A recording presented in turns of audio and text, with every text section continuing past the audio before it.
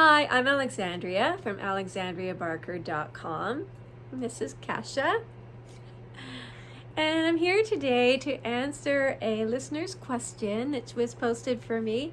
How do you know when you're connecting with your guides, your spirit guides, or your angels? So a lot of people are talking about connecting with your angels, connecting with your spirit guides, and this is something we can all do. They are all around us all the time, and it's simply a matter of tuning your radio dial to their frequency. So I find it really helpful to begin in a meditative, contemplative state of mind. So you're already calm, you're already feeling very grounded and centered and balanced. And then have a book ready or a tape recorder. I worked with a book. So when I first started receiving messages from the chakra angels who were working through me, they had messages they wanted me to bring into the world, and they directed me to sit under a tree with a journal. And then I began with having been a journalist for many years, I began with a question-answer format that worked for me, almost as if I was interviewing them. And that's what it felt like.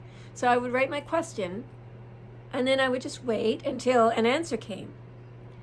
So a really key part of this is not to censor.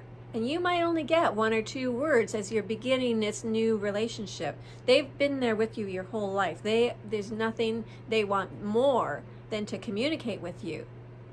But it's like, if you're making new friends, you got to give them the time to open up.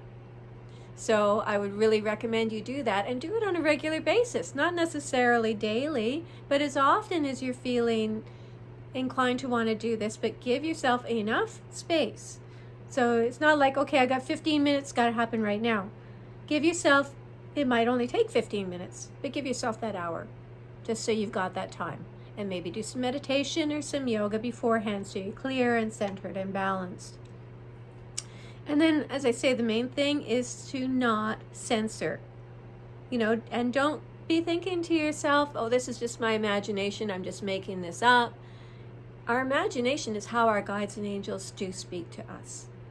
So there goes that theory, right? So just receive, just let it come, however it wants to come. You might see a color, you might think of a special book, and then after your meditation or after your session, go to look at that. There's a message there for you. You might hear a song. Maybe there's a message in that song. So just be open to receive however your angels are wanting to communicate with you, or however your spirit guides. Now, I do this work in the Akashic Records. So if you don't really want to put the time into this, reach out to me. I can connect to your spirit guides and give you a full spirit guide reading where we will receive any messages. And maybe that will kickstart your own practice. But just so you know, this is something that I do offer people. But I always like to just teach people, as opposed to giving them a fish, I want to teach you how to fish. I want to teach you how to connect with your higher self, with your angels, with your spirit guides, with your ancestors. Like, it's just adjusting that frequency. And it's like you can compare it to a radio frequency. So if you don't want to listen to country, turn it to classic rock. Like, if you don't want to be just listening to whatever's going on around you right now, tune a little higher. And it also doesn't hurt to incorporate some crystals, or just to hold the intention that you are in a safe space.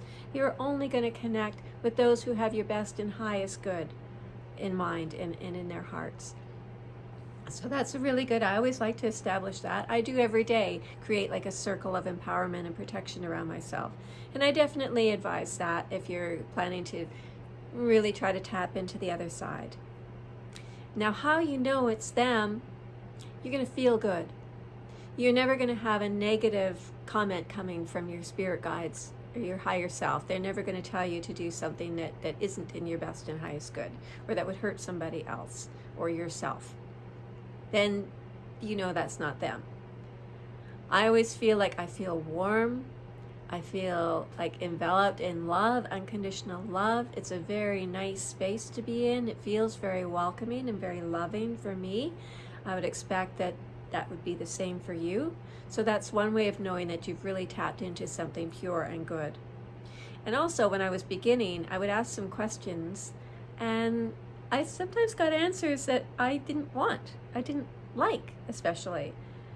So that told me too, that was, if it was just me talking to me, I would give myself a different answer. I would agree with me, would I not?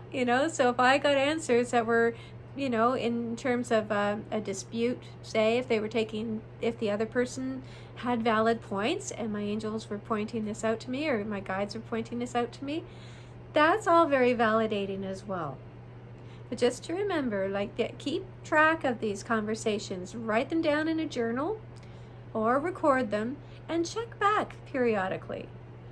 That wisdom is still there. It's not going to dissipate. This is genuinely from your angels, from your guides. It's going to resonate with you 3 years from now just as strongly. And you will also recognize that there seems to be a different tone or different flavor to the responses than to the questions. So you'll know it's not just you coming up with something. But that's not a bad way to prime the pump.